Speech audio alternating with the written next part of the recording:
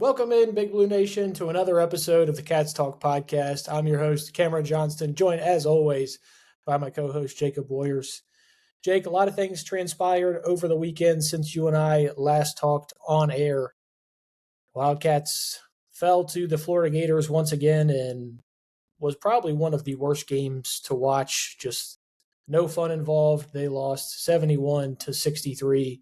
And then, of course, Selection Sunday was yesterday, and the Kentucky Wildcats have been granted a 7 seed and will have a matchup against 10-seeded Santa Clara to start off in the St. Louis region.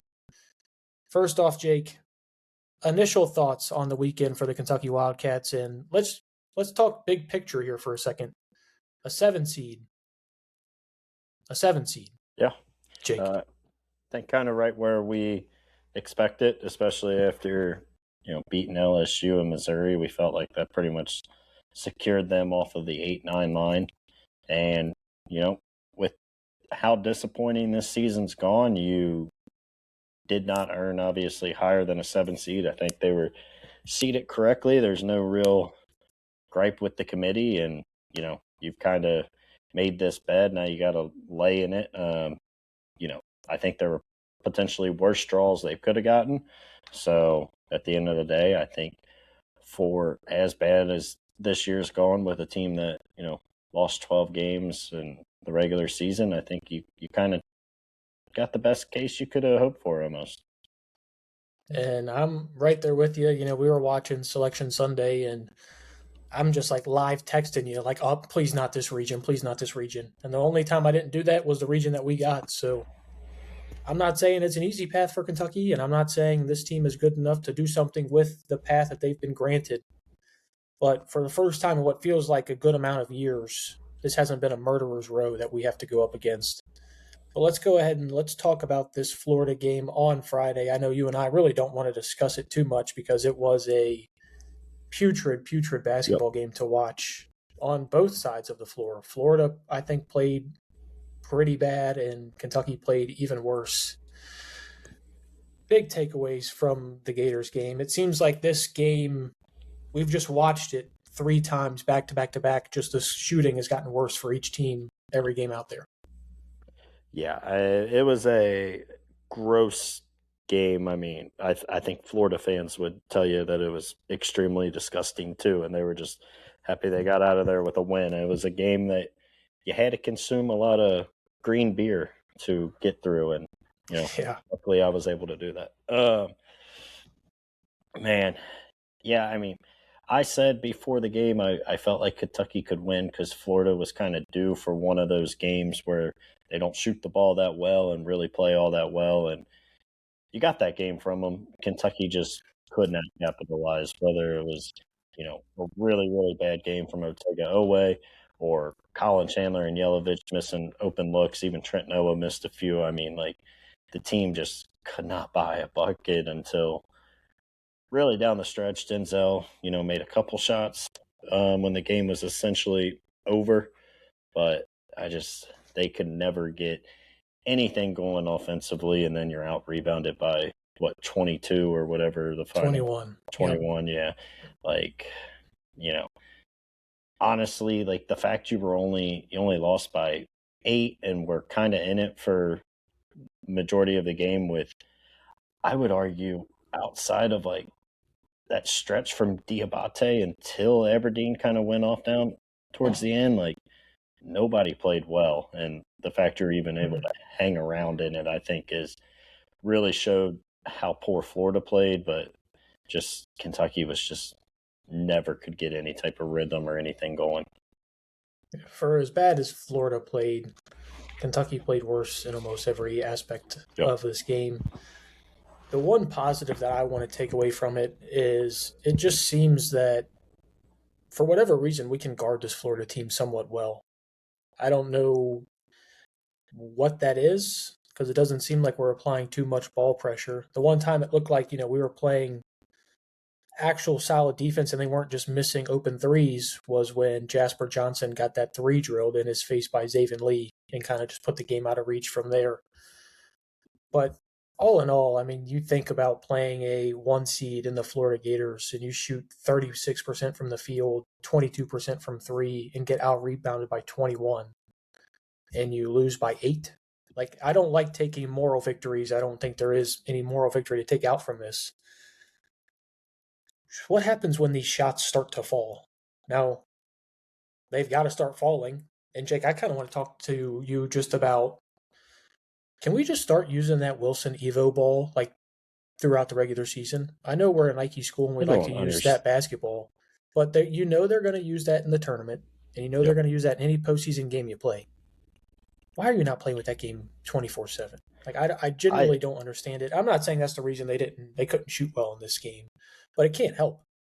Yeah, that's been. I think that's just a college basketball kind of issue and thing I've complained about for a while. Like, there should just be a standard ball, and every school should play with it. Whether you're a Nike school, like you don't have to play with a Nike ball, and Adidas schools don't have to play with an Adidas ball. Just make it like the NBA and say, here's our basketball for Division One, and go with it. So I agree with you. I think it's insane that there are all these different type of balls, and everybody talks about how different they all are. But yeah, I mean, back to the game. I mean, you made 5 threes, and 2 of them were Mo Diabate back to back, Mhm. and that's not going to be a recipe. And it's also just not that you didn't make a lot. I'd argue you didn't have the right guy shooting them a lot in Colin Chandler. I mean, he's got to get back to taking those 6 to 8 threes a game. We were talking about it back when he was having that stretch and playing well. Right before he did, we both came on here and said, like, we want him to get, like, it's like we're back with like Kobe Bryant. You want him to go from a guy that's taken 3 or 4 shots from behind the arc a game to now you want to see him take 6 to 8. And I think in order for this team to be successful, he has to find ways to take shots. And, I understand part of that might be he has to take more contested shots at times, but I also think there's moments where he doesn't pull the trigger fast enough and is taking it. Like, he's a guy, if we lose in the NCAA tournament and it's because Colin goes 1 for 7 behind the arc, I'll live with it. But I think we got to get him taking more volume here down the stretch. Yeah, and it's that balance that we've been looking for Colin Chandler. A lot of it is, we talk about just offensively how many plays are being drawn up for him, but he's also not taking that into his own hands Correct. either. Like, I can't imagine, especially in this game, there were 18 plays drawn up for Otega Oweh, who went 5 of 18. At some point, you just have to take and get what you can, and when you are the team's best shooter, you have to shoot threes. Like, it's a part of the game now. Goes 1 of 3 in this one. Now, granted, one of those that he missed was the very start of the game. He was wide open, and that was just a precursor for everything that was going to happen throughout the entire game because this team was ice cold from three. You had 4 of 8 from Mohamed Diabate and Denzel Aberdeen. The rest of the team was 1 of 15 from three. And we mentioned it outside of, I think, of a couple of Otega's. These were all open looks. Yelly, I Yelovich, think all 4 of his were wide open. yeah, Yelovich, and that's my guy. Like, just 0 for 4 from three with wide open looks. I mean, those are ones that just have to fall. Jasper Johnson, same thing. Trent Noah comes into the game. I think you really saw Pope was kind of just reaching for anybody who could make shots at that point and inserted Trent Noah into the lineup. Immediately gets a wide open three and misses it. As soon as he checks in, Cam Williams wasn't much of a factor. I'm not sure what all we can kind of expect from Cam going the rest of this year, especially say you do beat Santa Clara. Is he going to be ready in a day and a half rest? I'm not sure because you saw after that LSU game where he made a little bit of an impact. That Missouri game, you could see just the difference in how he felt, and then again the very next game against Florida just kept getting worse and worse each time out there. It's just a tough offensive showing, and it seems like this was a game that was very gettable for the Cats, a very winnable game, and something that they just let slip through their fingers. And I can only imagine what a win like this would have done for this group to finally like get off the schneid against a very good Florida team and what that could have done for their confidence going into this tournament run. But unfortunately, there just wasn't a good enough shooting night, and the Cats lost. Yeah, and I mean, I'm not going to obviously make like the fatigue excuse, but it did look like, especially maybe even with Yelovich and Oweh, like maybe 3 straight days, it felt like every one of their shots was hitting front rim and they just couldn't get anything to the basket. But again, like same way when we're talking about you're a 7 seed and you have this, difficult bracket, you did it to yourself. You did it to yourself by getting the 9 seed and made it to where you had to play Florida on 3 straight days of playing and them being fully rested. But I mean, yeah, it would have been great to kind of catapult it and get you to kind of this feeling going into it. One bright side, you got, now an extra day for Cam to get rested up, and, he didn't have to try to go play Saturday and then be ready to go Friday. You got, the Friday draw, so you're piling up. It's going to be a full week of him not having to play. So if there is kind of a path to setting up for him to play Friday, and then if you win, be ready to go for Sunday, I think hindsight's 2020, but it probably worked out as well as it could have for you. Fatigue can't be an issue going forward. I agree hear what with you're that. I'm saying just for Cam. Oh, yeah. And I fully understand what you're saying, but we're talking about this week. They're going to have a full week. You mentioned it there, 7 days until they face Santa Clara. Santa Clara's they've got 10 be days. A thing I mentioned here when we play, Friday and then hopefully Sunday. Saying Santa Clara, they're looking at 10 days, so you're going to get there rested and the best version of themselves as well. Let's go ahead and talk about the SEC championship. We have to mention it. Sure. Arkansas, Calipari wins an SEC championship, a tournament he couldn't care less about. And Jake, I don't know if you saw him on the Selection Sunday show. I've never heard somebody win a SEC championship. That was Arkansas's, second in school history, I believe? Second in school history. Second in school history. Complain as much as he did just in that 3-minute spell that he had talking about, oh, we have to go out to Portland. Oh, we have to play on Thursday. That means we got to fly out on Tuesday. We haven't left Nashville yet. This is the NCAA tournament, dude. It happens every year. I agree, and I have a lot of comments, but I will say if you're going to make the argument for one team kind of getting hosed a little bit, I think you can maybe make it for Arkansas with that draw to Portland. But regardless, needless saying, I got to make some comments on some other stuff, and I wasn't going to try to get worked up. Floors is yours. I mean, you brought it up.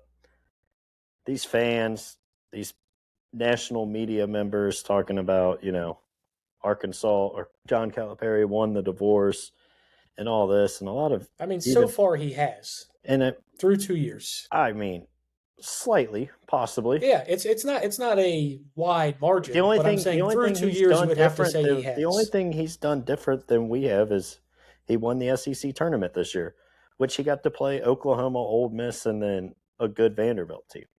So, I mean, you can only play who's in front of you. And you know me, I am not a John Calipari apologist. So any of this is me just playing devil's advocate here. Yeah, I get it.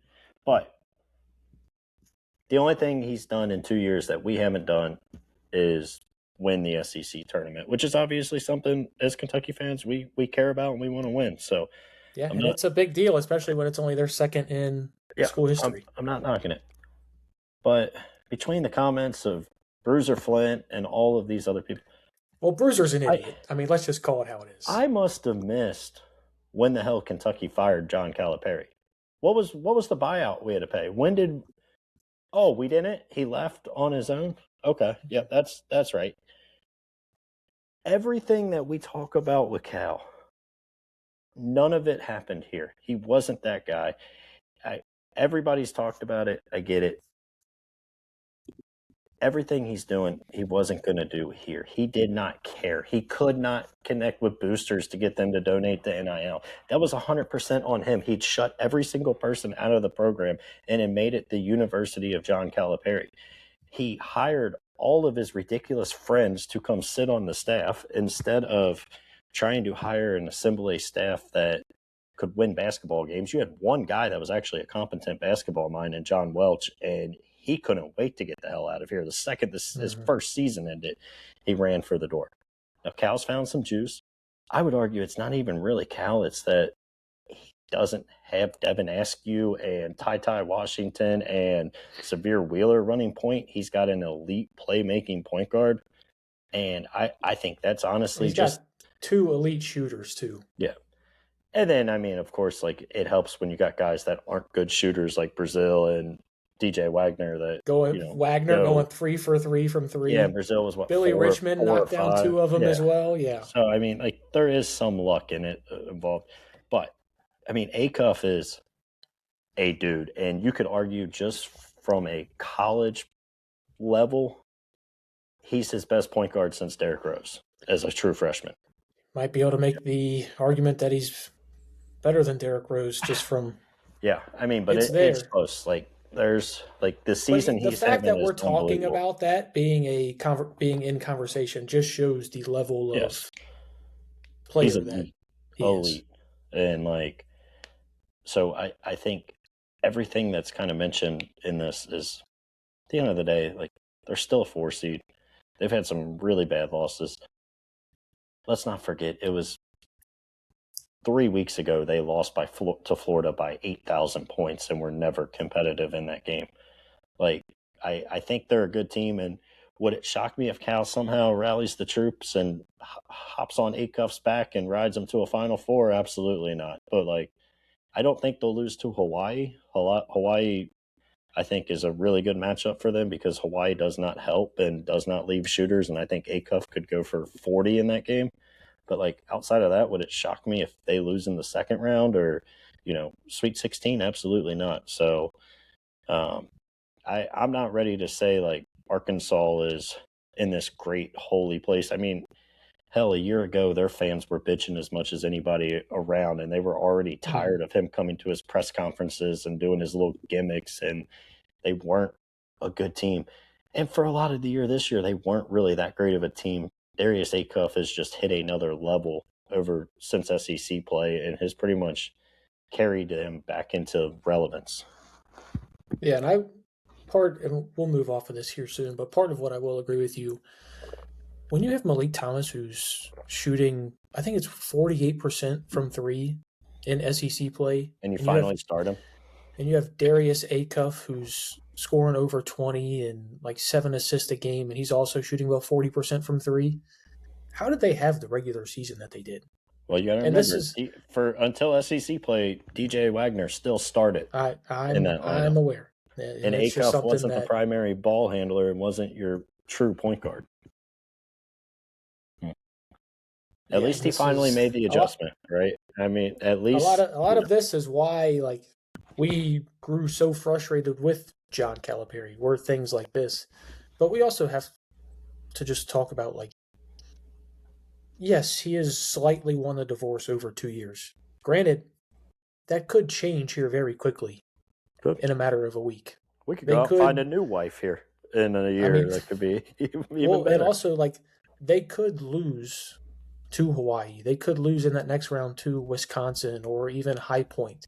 Yep. And not make the second weekend. And now they're talking about the same things. Oh, how come with a generational point guard like Darius Acuff, we couldn't get to the second weekend? That's still where we're at. Now, granted, as much as I say that, has this been a tumultuous season from hell for the Kentucky Wildcats? Absolutely. Real quick before we move back to Kentucky, he still had a John Calipari masterclass at the end of that Ole Miss game and somehow got lucky and survived it. So that's... Yeah. Well, also, let me say this. And Chris Beard, I think he did a great job at the end of just for that tournament run that they went on, because Ole Miss was not a good team. I also think with Malik Dia, AJ Storr, and Camerdine, they underperformed the entire year. Yeah, they won 4 SEC games and then won almost 4 straight in the They underperformed the entire year. Why were you letting Travis Perry one-on-one with Darius Acuff the last stretch? And I had PTSD. I was sitting there and I was like, oh my God, it's like I'm back. Like I thought Travis was wearing the Kentucky blue again. And this is not to just like drag Travis because he had a pretty good SEC tournament run Yeah, he there. played well. But Chris Beard, man, you make like one adjustment and just don't let the best point guard in the country go against Travis Perry on the defensive side of the ball. You probably win that game. So, all right, Jake, we've talked about the SEC tournament. Cats won 2 games, not enough. That's not the Kentucky standard. Still haven't gotten to the weekend since what, 2018? Is that the last? No, I think they made it in 21, the Oscar year. That was the one in Tampa, right? But I think Yeah, this is like the first time like back in Nashville that they haven't yeah. Well, in and the it's the weekend. first time they won 2 games because even that team got the double bye, played Friday, and then lost to Tennessee on Saturday. Yeah. So trying to break generational curses here, and it's just not going well for us. SEC tournament, we'll set that to the side. Another disappointing performance down in Nashville for the Cats. Let's move to the NCAA tournament. This is where we got to get all positive, Jake, because for all we know, this might be the last week of basketball that we have for what? I 6 mean, months? 7 realistically, months? it could end about 2:30 on Friday. So It could. So that's why that negative comment you just made there, I'm going to I skate right past it. I'm just going to said, skate right past it because right now we're going to talk all positive. Because Jake, I know you specifically have been watching a lot of the national media people, Yep. and for that reason, you're feeling pretty good about this game. I want you to explain yourself. Yeah, I mean, when it first came out, obviously there's a bunch of different reactions. You're going to play a 10 seed. It's going to be a decent team. You can't play A&M or Missouri. So then you get to the point where you're playing UCF or Santa Clara. And I actually, as I kind of took a step back at first, I was a little hesitant. I'm like, man, they shoot a lot of threes. We struggle to guard the three, this and that.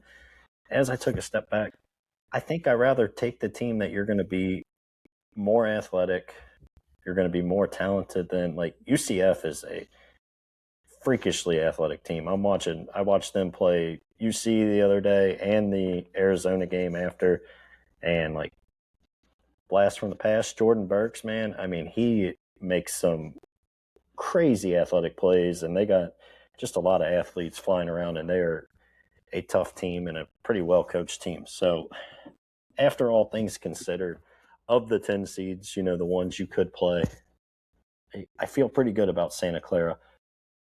And the thing, you mentioned it, every single national reporter, whether it's the people right on CBS directly after the game, I saw John Fanta, John Rothstein, like literally every single person's bracket I've seen has all picked Santa Clara. And that's the hot, trendy, I guess if you want to call it an upset, a 10 over a 7. I don't really consider an upset, but whatever. Every single person is picking that, and usually when that happens, it doesn't happen. And I feel a lot better after really about an hour after Selection Sunday, where I kind of sat back and thought about it. I feel much better about this game, and I think it's as good of a first round matchup for a 7 seed to have. Yeah, that's where and you mentioned it a little bit earlier. When you lose 12 games during the regular season, you have no right to bitch and moan and complain about the seed line that you were given or the matchups that you have. Don't lose 12 games during the regular season. And then if you're a 1 seed, then you can complain about the draw you got. Yeah, if you're Duke with St. John's, Kansas, Michigan State, and UConn, okay. Yeah. Then you can complain, and then I'll hear you out. But then again, the hatred for Duke is unmatched here, so I'm not going to listen to their complaining anyways. Even though they might, if they were ever going to get me to listen to them, this might be the year. But I'm still not going to listen to them. But when we were talking, you mentioned it right there, and I thought the same thing. Like, you hear Santa Clara shoots a lot of threes, hits a lot of threes. We don't defend the three great, but this also isn't 2023 with John Calipari, and you're expecting, just no sort of adjustments to be made when something is going against you. When we, for the most part, have time to scout a team and we know a little bit about him, and there is something on the line. Normally, we do have a good scout, at least for one of the halves. Yep. Now, you're going to have to do it for both halves because with a team that shoots as many threes as they do, they can get back into a game as quick as that. And especially with the offensive droughts that we can go on, we can let a team back into any game at any time. Yep. Check LSU, check Missouri. Both of those games, you saw something similar there. I love the way the bracket fell out for them. I was talking to you, and just the 2 seeds, I think we got the worst 2 seed in there. I am not a huge Virginia fan. I think this set up as perfectly as it could for Kentucky to have a chance for an Elite 8 run. Yep. Is that something that I'm going to pick them to do? I don't know. But if you were asking me, or if you were telling me coming into the NCAA tournament, everything that we've seen, hey, you have to beat Santa Clara, Iowa State, and then either Virginia or Tennessee to get to the Elite 8, I'm signing up for that 9 times out of 10 and feeling pretty good about it, especially with some of the other brackets and regions that we saw. I'm not sure where you stand on that, though. Yeah, I mean, again, back to Iowa State, like everything else, you put yourself in a position where you're going to play one of the best 8 teams or whatever in the second game.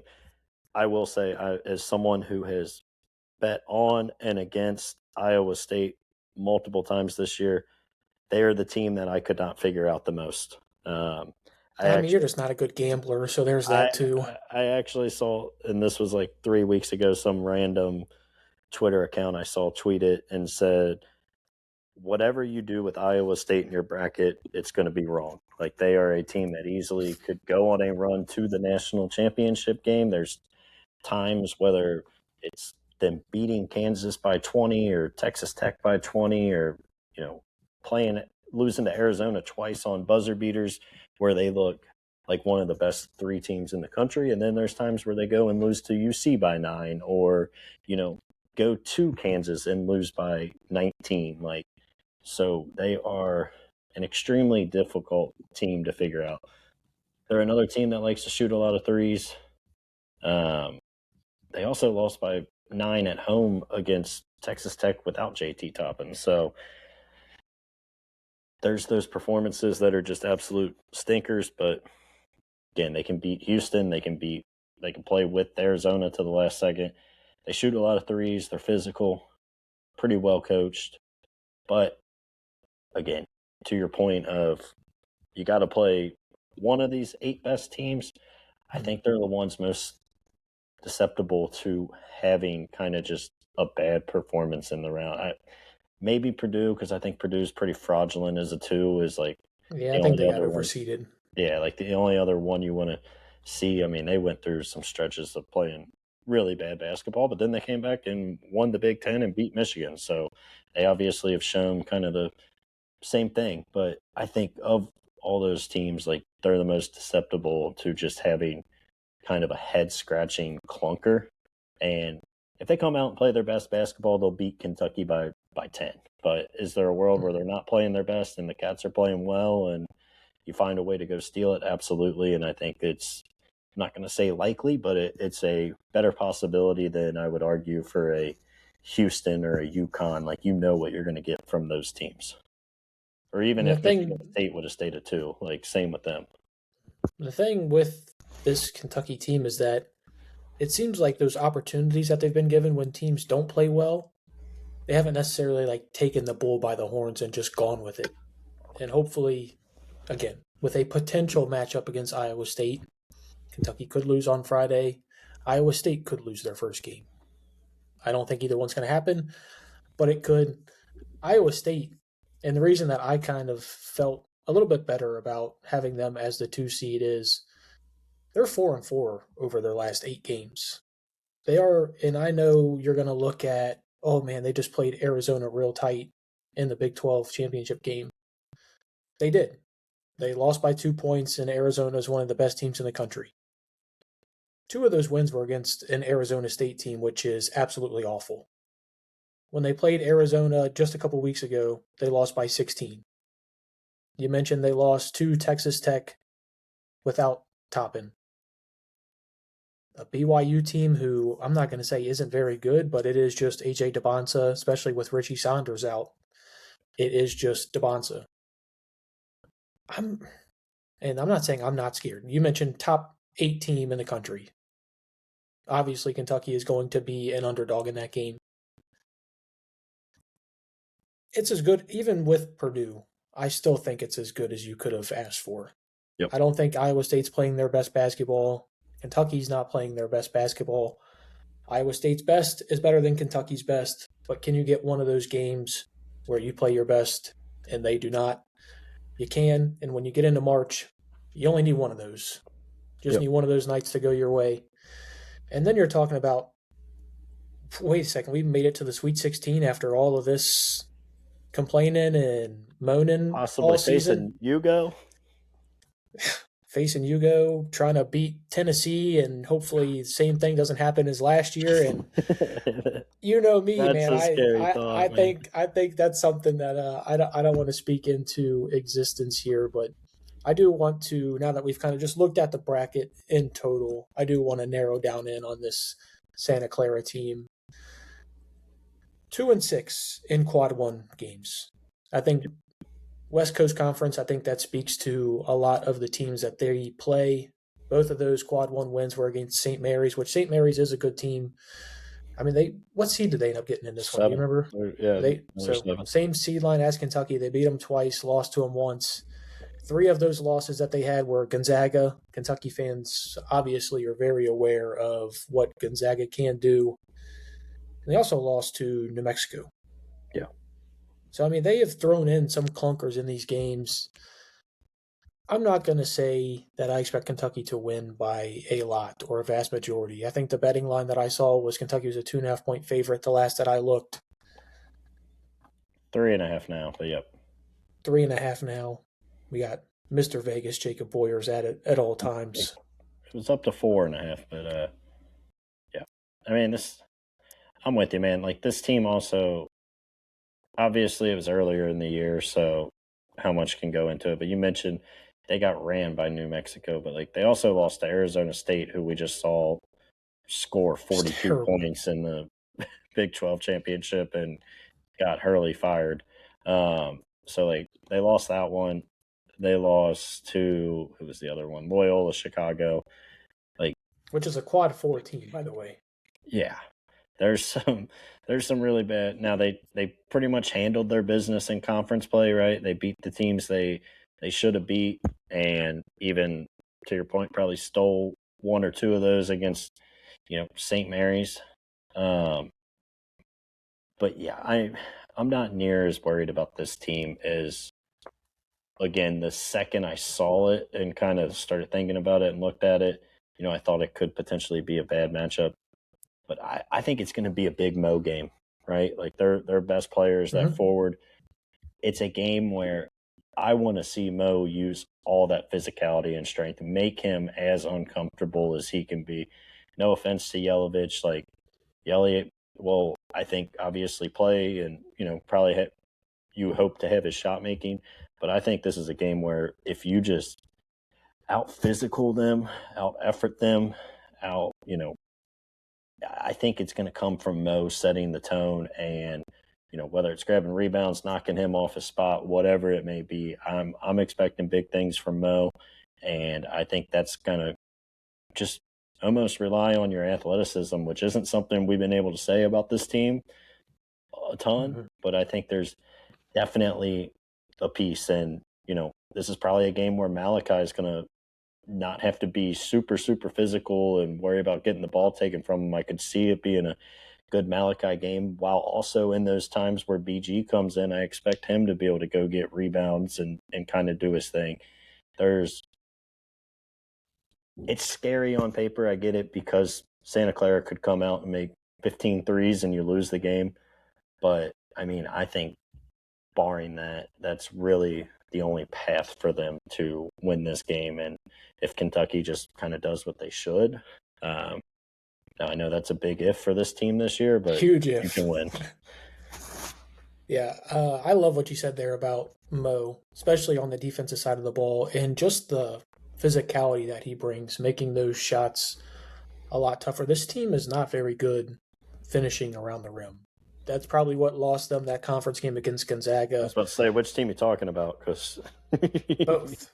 But Santa Clara no. is not good at finishing around the rim, especially through any sort of contact. And when they go up against teams, who have those athletes like Gonzaga, you see where they start to run in to those problems, because they stood in that game, in that championship game with Gonzaga, for 35 minutes of that game, and they were right there with them.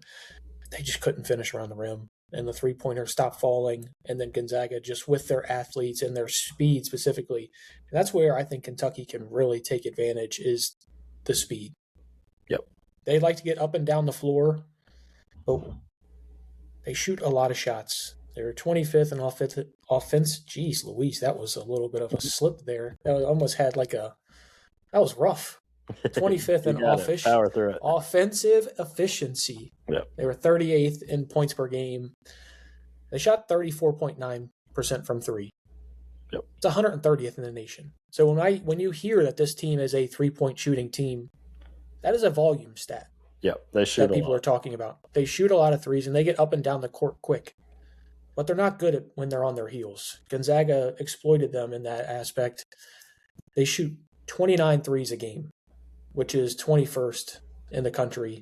And that's where you hear all the national media heads talking about, oh, this team shoots a lot of threes, they do all this, and they're a 3-point shooting team. They are. They don't make a ton of them. Yep. Hopefully this is one of those games that you're not looking back and you're seeing 39% from three instead of their normal 35, or you're seeing some crazy number that you're not used to. Yeah, I mean, they could get hot. But yeah, and is barring them getting hot, and I think you had mentioned that just a little while ago. I can't see Kentucky losing this game unless you have just an abysmal Otega Oweh performance, kind of like Florida. I can't see them doing that. And you mentioned having Mohamed Diabate on the floor a lot. And this is one, and I don't think it's going to happen because we've talked about it all season long and you haven't seen it much. I want to get out and I want to run and run and run and run and run and run. And when I think of the two bigs on the floor that I want for while we're running and gunning, it's not Malachi or BG. Those aren't BG can do it. Malachi struggles with it a little bit more. And you don't need the physicality in this game. You don't. Mohamed Diabate is plenty physical enough to deal with their forwards and the size that they have. I'd love to see a offensive lineup put out in this one because your length is going to bother them around the rim. As long as you're not giving them wide open threes, you're set defensively. And I get the concerns of, Yelovich this, Yelovich that. Play the man and see what happens. Yeah. And you mentioned Otega, and I'm expecting a monster game from Otega Oweh because I don't think they have a single player that can stay in front of him on the floor. And I think he should be able to get to the rim whenever he wants and essentially force them to have to make an adjustment and double team him. Now, like you mentioned, you can't have him have a game like Florida. I mean, there's not going to be three guys that are 6'10" and above, waiting around the rim from Santa Clara. So I think he's going to be able to do the things that we see Otega in the games where he's the best do. And I think he's going to be able to get downhill, get to the rim. Hopefully he's not shooting a ton of jump shots because I don't think he's going to need to in this game. I think he's going to be able to really, just like I said, just get to the rim at ease. And especially if this game gets fast and they get out and running, we talk about that's where they're the best. You saw little clips and glimpses of it in the Missouri game at a time, or in LSU, like times here and there where they kind of got out and ran. And I think Santa Clara is going to want to play that. And we haven't seen Kentucky play that way a ton this year, but every time they do, it's when we look the best. And then they refuse to do it the very next night out. But if you get a team that's going to force them to do it, I think it actually plays in their hands. So I'm hoping every team we play from here on out will play the game as quick as they can, because that's what's, again, this is why I think this is a better matchup than even UCF, because UCF's going to try to slow this game down and muck it up. And, they're going to press you and pretty much try to make it to where they're going to press you without trying to turn you over, and it's really just because they're trying to get you into the half court with 22 seconds left on the shot clock and, all this other stuff. So, like, I think this is the best matchup that they could have gotten. Yeah, and just some stats to kind of reinforce what we're talking about here. This team's 10th in the country in field goals attempted, Yep. or field goals made, 5th in the country in field goals attempted. They get out and they run. And they crash the offensive glass pretty well, too. 20th in the country in their offensive rebounding rate. It's something that, as long as you keep these guys off the glass, you run with them full speed. I mean, this could be, I hesitate to say a blowout just because we see this team just lack focus at times where they get up 12 points and put it away. But this is one, man, if you're not shooting completely cold, you're forcing the action, you're getting downhill. I think this is a game Kentucky's it matches up perfectly for the athletes that they have. To what you said, I can't envision a better matchup for them when you have a 7 seed. This is as much as they could have asked for. And this is a team that they shoot so many threes. They don't really test you north and south and get around the rim. They don't shoot many free throws. The one thing that they do well on the defensive side of the ball, they get a lot of steals. And Kentucky's been prone, especially as of late, to just have weird turnovers. Yep. And they seem to come in bunches with this team where you'll see Otega dribbled off of his leg. Jasper throws it three rows into the stands. As long as this team takes care of the ball and doesn't give up free possessions to Santa Clara, I think this just matches up so well for the Cats. And as long as we don't have anybody trying to get theirs, if you don't have Otega shooting 5 of 18, if you don't have just anyone in particular, like say Jasper comes in, we don't need him to force up 3 shots, and Kentucky fans are really down on Jasper. We heard a guy yell at him and call him Turtlehead while we were watching the game together on Friday. People are down on him. I think some have called him a more confident Travis Perry, but after Travis's SEC tournament, I don't know if that's fair these days. Here's this guy tooting his own horn with his little victory lap here. I hear you, Mr. Jacob Boyers, I'm with you. Take the floor, man. Yeah. No, and you said, like, you could see this being a blowout. I agree with you. I mean, the thing that, like, gives me hesitance to pick Kentucky big is, we talked about it, like, there is a world where Santa Clara just gets really hot and they shoot a bunch of threes and they make 15 of them, and next thing you know, we look like idiots and Kentucky outright loses. And it's all right. We look like idiots plenty enough. Yeah. Ask Miss Kate. She knows both of us look like idiots quite often. It's very true. So, but yeah, man, I just think, again, like, the more I talk about it, the more I look at it, the more I get to Kentucky should win, and win pretty easily. And back to it, like, this should be a game where Otega can get to the rim whenever he wants. Those are the games he's the best in. The bigs, I don't worry as much with, Malachi and BG and even Yelovich getting rebounds ripped out of their hands like we see against Florida. A game where Mo should be able to establish himself defensively and bring a level of physicality that they haven't seen. Now, if you come out and, like, Kentucky just cannot buy a shot from behind the arc, Santa Clara is shooting well, like, could it be really close and a lot of pressure go on Kentucky down the stretch? Absolutely. But, like, I'm hoping if that's the case, back to it, like, Malachi in the post, Otega getting to the rim. And I don't think you need to make 7, 8, 10 threes to beat this team. Now, if you do, then I think you're talking about blowing them out of the gym. But I think you just got to kind of dominate inside and play fast, and I think everything kind of sets up for Kentucky to do that. Yeah, and really there's 3 guys in particular that you kind of just have to, I don't want to say run off the 3-point line, but there's got to be a hand in their face. It has to be a contested 3-pointer. Christian Hammond is shooting 40% from 3. Alan Graves, who is probably their best player. He's shooting That's 41.6% where from Mo three. comes in. And then you got Jake Esminger, which, Jake, I will say what, man, this list of names that these guys have, it's tough. It's going to be, I don't remember, I know John Rothstein was he was the sideline guy for our game. I can't remember who the other two were that are announced on our game, but they're going to have their hands full with this list of names because, like, this Sash Gavaluiva, like, That's not, that's my, not even the most. I don't even think that's the toughest one on there. no, they got Francis Yeah. Chukwudoglu Yeah. as well. It's going to be tough for this announcing crew, but those three specifically, contested shots.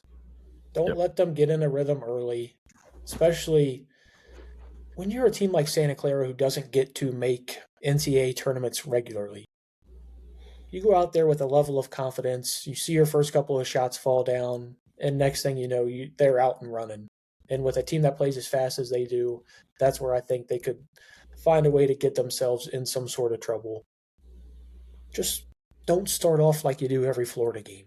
Don't start off down 11-2, and I think you'll be fine. I mean, even in that game they just had against Gonzaga, they started off up 9-1, and Gonzaga was still able to come and, handle business there. Are we as good as Gonzaga? I don't think so. I don't know if you remember that Nashville game, Jake, but that wasn't very fun. That was a long time ago, though, and I tell you, It was, but I'm not sure if we've gotten that much better. But Gonzaga hasn't either. Yeah. So, no. One thing I will say I am a little weary of, this Bucky Oboye. I don't know if you saw that dunk he had against just the Gonzaga. name Bucky gives me like PTSD. Yeah. I can't. Well, this is Bukky without thinking of Bucky ball and listening to Jimmy Dykes say it 987 times through a 2.5 hour broadcast. But yeah, go ahead. This guy, you talk about athlete. That'll be the best athlete on the floor. Yeah. The dunk he had against Gonzaga, this man's chin was on the rim. It was insane. He leads them in block shots. If we get some SEC refs, they'll call that a flagrant on them. So I'll take it. I don't think we have SEC refs. I think this is the Mid-South Conference, which is doing or Missouri Valley. It's one of those two that has our game in St. Louis. This is scary to me because whenever I do feel confident about something, specifically with this version of Kentucky Wildcats felt really team, good about Missouri. We got the win. I did, but I felt somewhat solid about Florida. Now, granted, let's call a spade a spade. A 1-seed Florida team feeling confident versus a 10-seed Santa Clara. I'm ready, man. Fast forward me to Friday at noon. I'm ready to go. St. Louis, Missouri, not that far for Cats fans to get out there. Big Blue Nation will be there in full force. I'm ready to go, man. I gotta say, the committee, them putting this game at noon. I mean, Friday is either gonna be like the best day ever or the worst day of your life. One of the two, man. Or I'm gonna be so angry and just betting the most obnoxious stuff because I'm gonna have to do something to feel good for the rest. Noon's tough, man. Either, like I said, it's gonna be awesome or the whole day is just it's gonna ruin my favorite day of the year. I mean, I guess I can't say too much because we did lose to Oakland on a Thursday night, and then I had to go watch college basketball all day Friday. So, whatever. Also, I'm watching with a bunch of UC and Ohio State fans, and I might have some bad karma coming my way, so I think that might be one thing we have to watch out for because I have talked a lot of trash, and even as recently as a week ago about, UC's epic collapse. So, yeah, that's the one bit of concern I have is these people have been waiting years to get a lick back on me. Yeah, well, I mean, this is Ohio State's first tournament in, 4 years, and UC never made it under Wes Miller, so it's been a long time for them as well. I'm going to say it now, and I know there's going to be people that are listening. Jake, we're near the Cincinnati area that aren't going to like this. 2 poverty programs. Yeah. It's just what it is. Well, one of the first time I was with this group of people to watch March Madness, UC played the first game against Iowa at noon on that Friday, and they blew that game, and I talked a lot of trash, and that's the last time they made the tournament. I brought it up every year since then.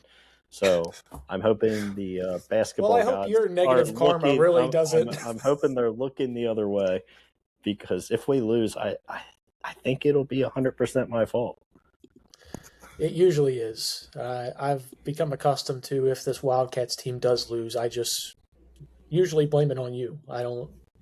Nobody else needs to take the bullets. I think you can take it for Big Blue Nation. Jake, is there anything else you want to talk about regarding the Wildcats team, the lead up to this game, anything in particular, Mark Pope, anything at all you want to talk to Big Blue Nation about before they take on Santa Clara?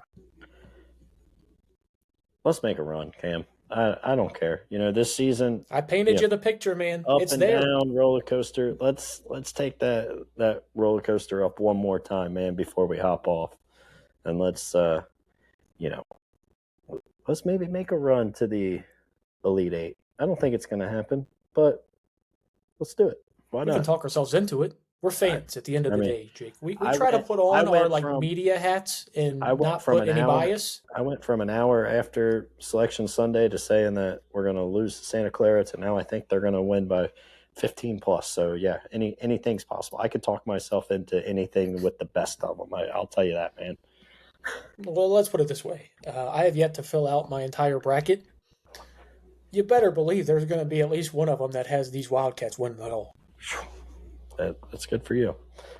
I'm not saying I'm predicting it to happen. As a fan, you are required to have at least one bracket that you make have your team winning it all. It doesn't matter if they're a 16 seed in a play-in game. It doesn't matter what they are. That's a requirement. And I will be fulfilling my requirement. It doesn't sound like you will be. So you want to talk about all this fan karma that we're about to get? Now you have me scared for Friday. Fine. You've called me a bad fan a lot over the last few days, so I'll wear it. Somebody has to. All right, Jake. Cats taking on Santa Clara, 12:15 on Friday in St. Louis, Missouri. The Wildcats are 1-0 against Santa Clara in their history. That one win, do you remember when it was, Jake? I don't. Any idea? 2006. So I would have been the ripe age of 8 years old at the time.